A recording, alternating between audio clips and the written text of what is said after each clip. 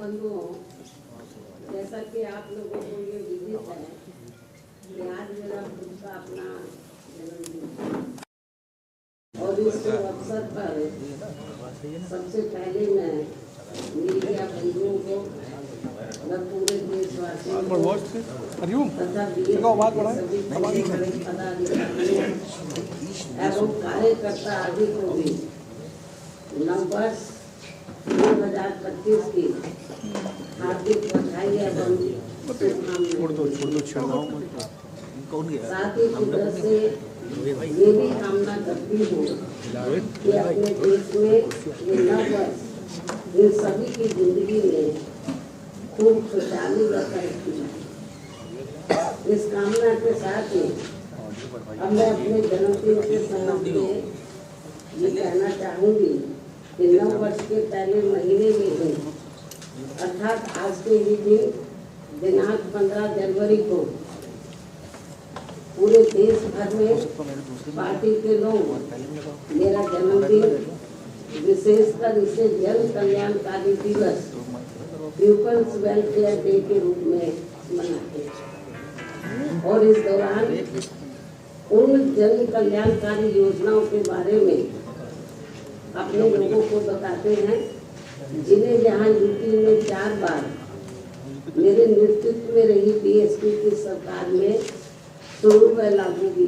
किया गया, जिनसे फिर यूपी के खासकर गरीबों, दलितों,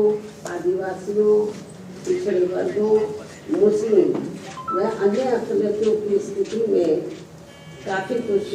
बदलाव भी आया है, सुधार भी आया है। और अब उन योजनाओं की देश में दूसरी पार्टियों की राज्य सरकारें भी काफी नकल कर रही हैं, लेकिन इन लोगों के प्रति उनकी नीति व नीयत साफ नहीं होने की वजह से फिर ये सरकारें इन्हें कोई विशेष लाभ नहीं दे पा रही। इतना ही नहीं बल्कि मेरी सरकार द्वारा यहाँ मजदूरों, बेरोजगारों, किसानों, व्यापारियों व अन्य मेहनतकश लोगों के साथ में छात्रों, महिलाओं, बुजुर्गों एवं विकलांगों आदि के हितों में भी अनेकों नई जन कल्याणकारी योजनाएं शुरू व लागू की गई, जिनसे उन्हें काफी ज्यादा लाभ पहुँचा है और जिनसे प्रेरित होकर अब पार्टी के लोग या फिर से यूपी में व यूपी की तरह पूरे देश में भी ऐसी ही जन कल्याणकारी सरकार बनाने के लिए पूरे जी जान से लगे। और यदि इसके लिए पार्टी द्वारा किए गए कार्यों के प्रति इनकी पूरी ईमानदारी व निष्ठा आदि होती है तो फिर यही मेरे जन्मदिन पर इनका हमेशा ये विशेष तोहफा भी है। इस उम्मीद के साथ ही अब मैं अपनी पार्टी के ऐसे सभी छोटे बड़े पदाधिकारियों, कार्यकर्ताओं एवं शुभचिंतकों आदि का भी हार्दिक दिल से आभार एवं शुक्रिया अदा करती हूँ, जो इसी सोच व धारणा के तहत ही मेरा जन्मदिन मनाए। साथ ही इस अवसर पर परम पूज्य बाबा साहब डॉक्टर भीमराव अम्बेडकर एवं मान्यवर श्री काशीराम जी के कार्यों को आगे बढ़ाने के लिए बीएसपी को पूरे तन मन धन से सहयोग करने का अपना संकल्प भी दोहरा रहे हैं। और अब उनका बढ़ चढ़कर यही नारा है जो आज के दिन जो वो लोग नारा लगा रहे हैं मेरा जन्मदिन मनाने के मौके पर वो नारा लगा रहे हैं कि बाबा साहब का मिशन अधूरा बीएसपी करेगी।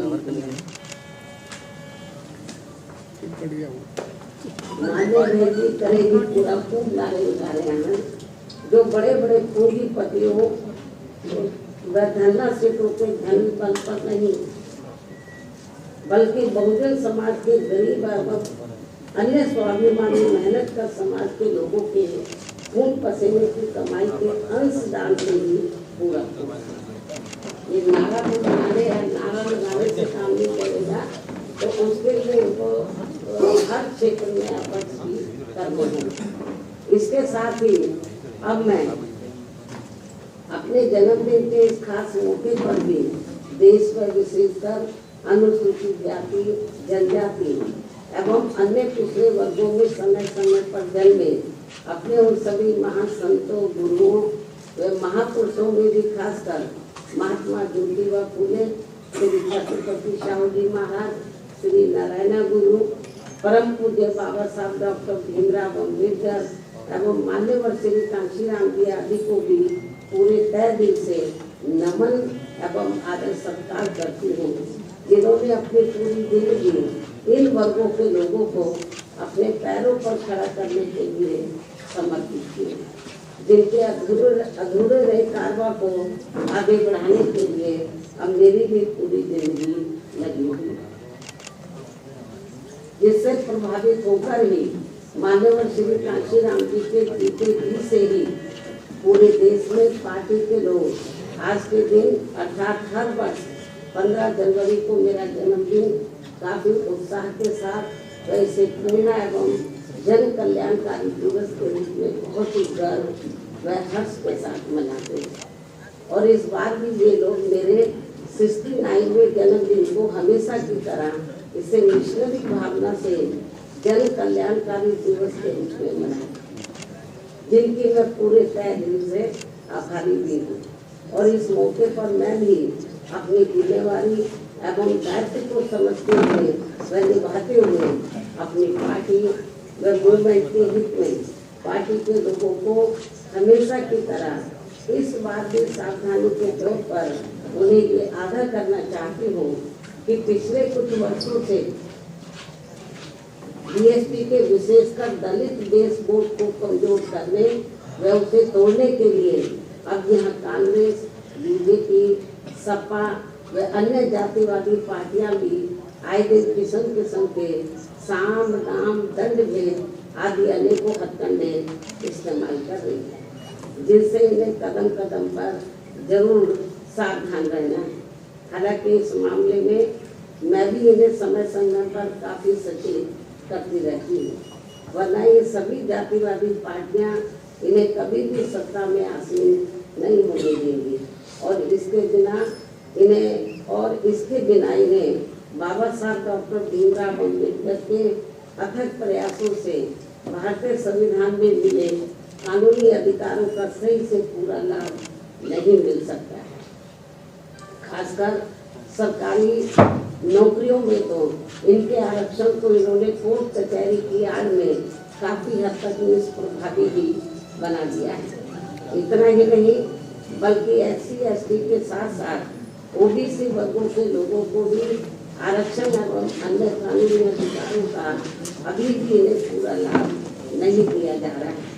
और अब कांग्रेस पार्टी तो सही समय पर आने पर इनके आरक्षण को ही पूरे तौर से खत्म करने में लगी, जिसका ये ऐलान भी कर चुके हैं। ऐसे में कदम कदम पर कांग्रेसी नेताओं द्वारा संविधान को दिखाना व नीले कपड़े आदि पहनकर किस्म की नाटकबाजी करना, ये सब यहाँ दलितों एवं अन्य उपेक्षित वर्गों के साथ इनका छलावा व ढोंग नहीं है तो और क्या है। इस पर भी इन लोगों को जरूर ध्यान देना है। जबकि देश में बीएसपी मूवमेंट के कारण दलितों एवं अन्य उपेक्षित वर्गों में परम पूज्य बाबा साहब डॉक्टर भीमराव अम्बेडकर एवं उनके निर्मित किए गए मानवतावादी संविधान के प्रति आई जागृति व सत्ता संघर्ष हेतु आई चेतना आदि के कारण अब विशेषकर दलित एवं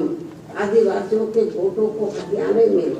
इन सभी विरोधी पार्टियों में उनके चहेते बनने की भी काफी होड़ लगी हुई है, किंतु उनका हक छीनने में अभी भी कोई पार्टी पीछे नहीं। अर्थात ये सभी पार्टियां एक ही थैली के चट्टे बटे हैं और जिस प्रकार से जातिवादी सोच व द्वेष के तहत चलकर कांग्रेस पार्टी की सरकारों में बाबा साहब डॉक्टर भीमराव अम्बेडकर सहित बहुजन समाज के अन्य सभी महान संतों, गुरुओं व महापुरुषों का हर स्तर पर उपेक्षा व अनादर किया गया है तथा उनके अनुयायियों की हर स्तर पर अवहेलना की गई वह किसी से छिपा नहीं है, और ना ही दलित एवं अन्य उपेक्षित वर्गों के लोग उसे कभी भुला सकते हैं। और इस मामले में भाजपा व उनकी सरकारें भी कोई पीछे नहीं है, बल्कि जिस प्रकार से इस पार्टी के वरिष्ठ मंत्री ने संसद में बाबा साहब का अपमान किया है और उसका अभी तक भी उन्होंने पश्चाताप नहीं किया है, तो उससे अब इन वर्गों में इस पार्टी के प्रति रोष व आक्रोश कभी भी कम होने वाला नहीं है। चाहे इनके वोटों के लिए ये पार्टी आए दिन कितने भी अभियान क्यों न चलाती रहे, और इस मामले में वोट जातिवादी चाल चरित्र व चेहरे वाली समाजवादी पार्टी की विशेषकर दलित वोटों के स्वार्थ में अपना रूप थोड़ा बदला दिखाने के लिए आए दिन किस्म किस्म के हथकंडे इस्तेमाल करने में लगी रहती है, जबकि यूपी में इनकी सरकार में दलितों के प्रति अन्याय, अत्याचार व इनके महापुरुषों का हुआ अपमान आदि को भला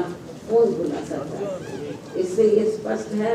कि बाबा साहब एवं उनके संविधान तथा उनके द्वारा मिले आरक्षण व अन्य संवैधानिक अधिकारों को लेकर दलितों एवं अन्य उपेक्षित वर्गों की राजनीतिक शक्ति बीएसपी से ही बन पाई है, किंतु इनके वोटों के स्वार्थ के लिए कांग्रेस, बीजेपी व सपा आदि अब आसानी से कामयाब होने वाली नहीं है, जिसके लिए ये पार्टियां आए दिन किस्म किस्म के हथकंडे भी इस्तेमाल कर रही है, जिनसे इन लोगों को हमेशा सावधान रहना है। हालांकि इन वर्गों के साथ साथ अन्य सभी मामलों में भी केंद्र व राज्य सरकारों की अधिकांश चल रही गलत नीतियों एवं गलत कार्य प्रणाली की वजह से ही अब देश की जनता काफी ज्यादा दुखी व परेशान भी है, जो ये आए दिन ऐसी सरकारों के विरुद्ध काफी आवाज भी उठा रहे हैं, जिनसे भी अब कोई हल नहीं निकल पा रहे हैं। ये भी बड़ी चिंता की बात है। रोटी रोटी के नए नए नियम कानून बनाकर उनकी आड़ में भी यहाँ बेरोजगारों को वर्षों तक नौकरियों से वंचित रखा जा रहा है। फिर चुनाव में उनका मुंह बंद करने के लिए उनको किस्म किस्म के लुभावने वायदे कर दिए जाते हैं, जिनसे इन्हें अभी तक कुछ भी हासिल नहीं हो पा रहा है। जबकि यूपी में हमारी पार्टी की 4 बार रही सरकार में हमने खासकर गरीब एवं बेरोजगार लोगों को किस्म किस्म के लुभावने वायदे न करके उन्हें सरकारी व गैर सरकारी क्षेत्रों में बड़ी संख्या में रोटी रोटी के साधन उपलब्ध कराए हैं, जिनसे आप सभी अवगत हैं। लेकिन दुख इस बात का है कि चुनाव में भोली भाली जनता अपनी पार्टी के इन सब कार्यों को भुलाकर विरोधी पार्टियों की गारंटी व लुभावने वायदों आदि के बहकावे में आकर पुनः ऐसी सरकारों को सत्ता में ले आते हैं, जिनकी शुरू से ही कथनी व करने में काफी अंतर रहा है। इसके साथ साथ देश में दलितों, आदिवासियों व अन्य पिछड़े वर्गों को अब खासकर सरकारी नौकरियों में उन्हें आरक्षण का भी पूरा लाभ नहीं मिल पा रहा है, अर्थात अब इनकी ये सुविधा ना के बराबर ही रह गई है। मुस्लिम व अन्य धार्मिक अल्पसंख्यक समाज के लोग भी हर मामले में अब अपने आप को काफी असुरक्षित ही महसूस कर रहे हैं, जिससे इनका विकास भी रुका हुआ है। केंद्र व राज्य सरकारों की भी गलत आर्थिक नीतियों के कारण आए दिन देश में गरीबी, बेरोजगारी एवं महंगाई। ये थोड़ा दरवाजा खोल दो, खांसी आ रही है मीडिया को, तो थोड़ा खोल दो। केंद्र व राज्य सरकारों के भी गलत आर्थिक नीतियों के कारण आए दिन देश में गरीबी, बेरोजगारी एवं महंगाई आदि भी काफी ज्यादा बढ़ रही है, जिससे विशेषकर यहाँ गरीब एवं मध्यम वर्ग के लोग सबसे ज्यादा परेशान व दुखी भी हैं। ऐसे में अब मैं अपने जन्मदिन के मौके पर सर्व समाज के लोगों में से खासकर दलित एवं अन्य उपेक्षित वर्गों के लोगों से यही कहना चाहती हूँ कि इन्हें अपनी सभी समस्याओं से छुटकारा पाने के लिए अब बाबा साहब डॉक्टर भीमराव अम्बेडकर एवं मान्यवर श्री कांशीराम जी आदि के बताए हुए रास्तों पर ही चलना होगा, वरना इनकी जिंदगी सदियों पुरानी यहाँ गुलाम व लाचारी बनकर रह जाएगी। जिससे बचने के लिए अब इन वर्गों के लोगों को एकजुट होना व सत्ता में आना बहुत जरूरी है। साथ ही इसके लिए इनको कांग्रेस, बीजेपी व अन्य जातिवादी पार्टियों के सभी हथकंडों से भी हमेशा ही सावधान रहना है, जिनके बारे में समय समय पर मैं खुद भी अपने लोगों को सचेत करती रहती हूँ। और अब मेरा यही कहना है कि यदि हमारी पार्टी के लोग हर स्तर पर सावधानी बरतते हुए अपनी पार्टी व मूवमेंट को आगे बढ़ाते हैं, साथ ही समय समय पर जो भी इन लोगों को पार्टी से संबंधित जरूरी कार्य व दिशा निर्देश आदि दिए जाते हैं और यदि वे समय से उन पर पूरी ईमानदारी व निष्ठा से अमल करते हैं और अपनी पार्टी व मूवमेंट को हर चुनौती का मुकाबला करके उसे आगे बढ़ाते हैं तथा सत्ता में भी लाते हैं, तो तभी फिर ये अपने लोग विकसित हो सकते हैं तथा वे आत्मसम्मान एवं स्वाभिमान की भी जिंदगी व्यतीत कर सकते हैं, जो इस समय बहुत जरूरी भी है। इन्हीं जरूरी बातों के साथ ही अब मैं हर वर्ष की तरह इस वर्ष भी आज अपने जन्मदिन के मौके पर मेरे नेतृत्व में अपनी पार्टी व मूवमेंट की 1 वर्ष की अवधि में जो भी गतिविधियां रही हैं, जिनका पूरा लेखा जोखा व विवरण मेरी किताब मेरे संघर्षमय जीवन एवं बीएसपी मूवमेंट का सफरनामा में हिंदी व अंग्रेजी में वर्णित किया गया है। और ये पुस्तक पार्टी से जुड़ रहे खासकर नई युवा पीढ़ी को सही मार्गदर्शन देने का कार्य करेगी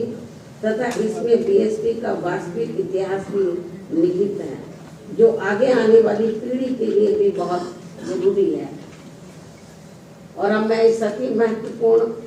पुस्तक के 20वें हिंदी व अंग्रेजी संस्करण का विमोचन करूं, लेकिन उससे पहले मैं देश की राजधानी दिल्ली में इस समय यहाँ विधानसभा के लिए हो रहे आम चुनाव में, जिसमें बीएसपी भी पूरी तैयारी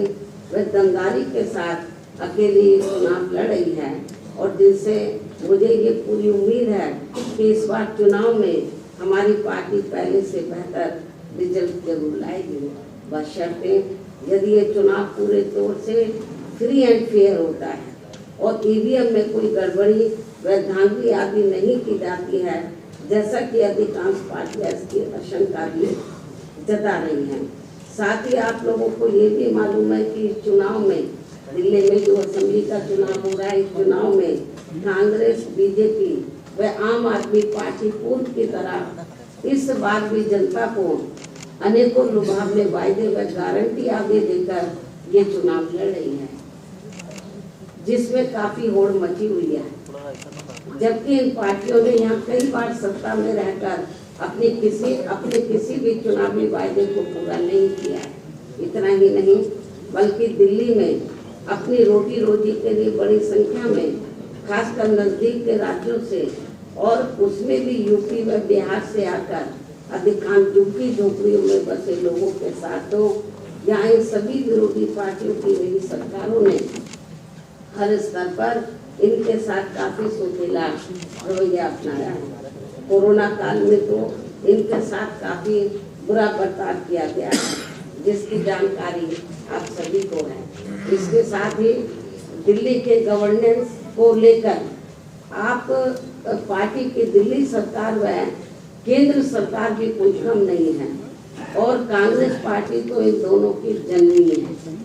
जबकि व्यापक जनहित व जन कल्याण के मामले में सर्व समाज का हित बीएसपी में ही निहित व सुरक्षित है, ये सभी जानते हैं। और इसलिए दिल्ली विधानसभा चुनाव में सभी लोग बहुत सोच समझकर अपना वोट करें तो ये उचित होगा। हालांकि दिल्ली के करोड़ों लोगों की रोटी रोजी, हर प्रकार की सुख शांति, कानून व्यवस्था व अन्य बुनियादी सुविधाओं संबंधी देखभाल आदि के मामलों में केंद्र व दिल्ली राज्य सरकार की अलग अलग कानूनी जिम्मेदारियां हैं, जिसके अभाव को लेकर कोई सरकार अपने आप को दोष मुक्त नहीं कर सकती है।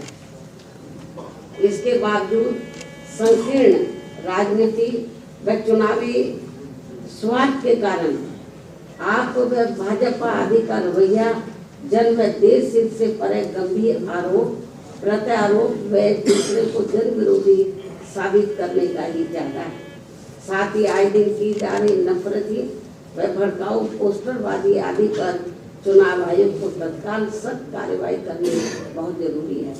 तथा इस चुनाव को आप भाजपा व कांग्रेस के लुभावने वादों आदि से भी बचाना होगा। ऐसे में दिल्ली की जनता अगर आप व केंद्र सरकार एवं कांग्रेस पार्टी आदि से मुक्ति चाहती है तो उनको बड़े सुधार की तरफ अर्थात अम्बेडकरवादी बीएसपी को चुनाव में समर्थन करना व उसके उम्मीदवारों को जिताना बहुत जरूरी है। तभी फिर भारतीय संविधान के मूल निर्माता व खासकर SC ST व OBC वर्गों के मसीहा परम पूज्य बाबा साहब डॉक्टर भीमराव अम्बेडकर के अथक प्रयासों से इन्हें सरकारी नौकरियों में व अन्य और क्षेत्रों में मिले कानूनी अधिकारों का भी यहाँ दिल्ली में पूरा लाभ नहीं मिल पा रहा है। इन्हीं की तरह ही यहाँ मुस्लिम समाज व अन्य अकलियतों की भी स्थिति कोई खास ठीक नहीं है। इसलिए अब इन लोगों को यहाँ की सभी विरोधी पार्टियों को फिर से आजमाने की जरूरत नहीं है। अर्थात अब इन्हें सत्ता में आने से जरूर रोकना होगा, बल्कि इसके स्थान पर इन्हें यहाँ सर्वजन हिताय व सर्वजन सुखाय की नीतियों एवं सिद्धांतों पर आधारित अपनी एकमात्र विदेशी पार्टी बीएसपी को ही कामयाब बनाना जरूरी है। जो हमारी ये पार्टी यूपी में बीएसपी की 4 बार रही सरकार की तरह ही यहाँ दिल्ली में भी सर्वजन हिताय व सर्वजन सुखाय की नीतियों एवं सिद्धांतों पर आधारित ही सरकार चलाएगी, जिसके लिए मेरे दिशा निर्देशन में यहाँ पार्टी के यानी कि दिल्ली में जिसके लिए मेरे दिशा निर्देशन में यहाँ पार्टी के नेशनल कोऑर्डिनेटर श्री आकाश आनंद के नेतृत्व में पार्टी दिल्ली यूनिट के लोग तथा अन्य वरिष्ठ पदाधिकारी भी पूरे जी जान से लगे और ऐसा हो जाने पर ही तभी फिर यहाँ बाबा साहब डॉक्टर भीमराव अम्बेडकर एवं बीएसपी के जन्मदाता व संस्थापक मान्यवर श्री काशीराम जी का भी अधूरा रहा सपना जरूर साकार हो सकता है। इस भरोसे के साथ ही हमने अपनी पार्टी के लोगों से यहाँ दिल्ली विधानसभा आम चुनाव में कुछ ही महीनों के बाद होने वाले अपनी पार्टी का बेहतर रिजल्ट लाने की पुरजोर अपील करती हूँ और ऐसा हो जाने पर फिर आज ही इनका मेरे जन्मदिन पर खास तोहफा भी होगा। अब मैं अंत में अपनी पुस्तक का हमेशा की तरह आज अपने जन्मदिन के शुभ अवसर पर विमोचन भी कर रही हूँ। यहाँ विमोचन अब मैं कर रही हूँ तो मीडिया भैया नीचे हो जाओ यार, तुम लोग खड़े मत हो भाई। अरे नहीं हुए भैया, स्टेल भाई मोबाइल नीचे कर लो यार, भाई नीचे करो भाई।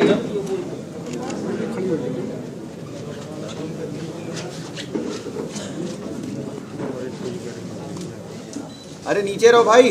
भाई नीचे कर लो।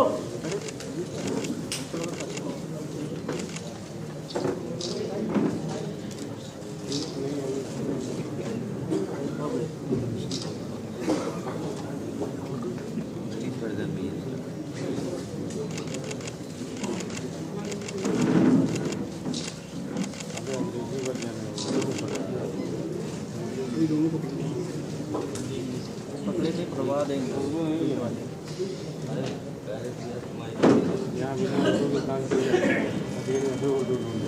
आप दोनों को जोड़ लेना, एक्सपर्ट हैं आप लोग। जी जी इधर की उधर को यदि मीडिया बंधुओं के कुछ जरूरी सवाल हैं तो वे एक एक करके पूछ सकते हैं, वरना मैं आप लोगों से यही रजा लेती हूँ। धन्यवाद।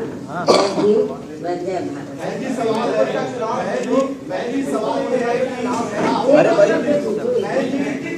पंकज बैठो,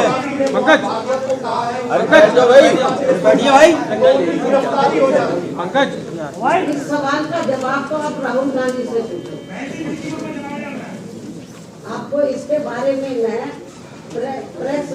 मीडिया के जरिए अपनी बात स्पष्ट कर चुकी हूँ। बहन जी, मिल्कीपुर विधानसभा उपचुनाव में बीजेपी और सपा दोनों दलित वोट पर काफी फोकस करी हुई है। बीजेपी ने भी अपना कैंडिडेट दलित उतारा है।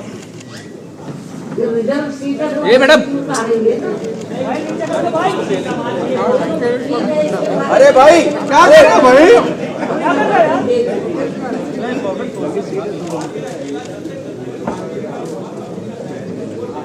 कोई बात नहीं, ये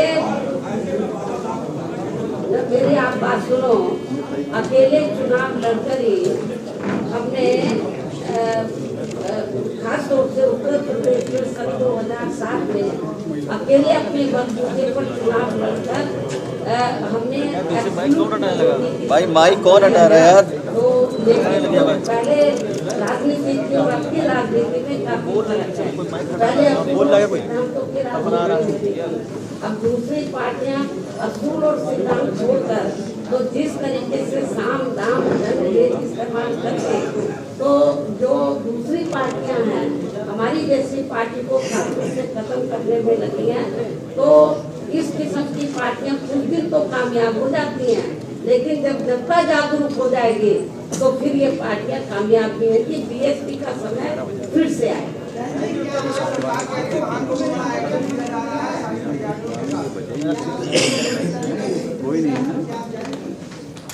पहले ये जो कुंभ का जो महाकुंभ का जो स्नान है या मेला जो लगा हुआ है, इसके बारे में लोगों की अपनी अपनी आस्थाएं होती है। तो जो आस्था रखता वो लोग जा रहे हैं, तो मुझे इसके बारे में क्या बोलना है? इसमें कोई निमंत्रण थोड़ी ना दिया जाता है। मेरा सवाल ये है, ये तो अपनी अपनी आस्था होती है। ये सवाल ये है, आप इंडिया अलायंस का आप भविष्य देखती हैं अभी भी? हाँ? इंडिया अलायंस का भी कोई भविष्य देखती है? नो, ठीक है, धन्यवाद।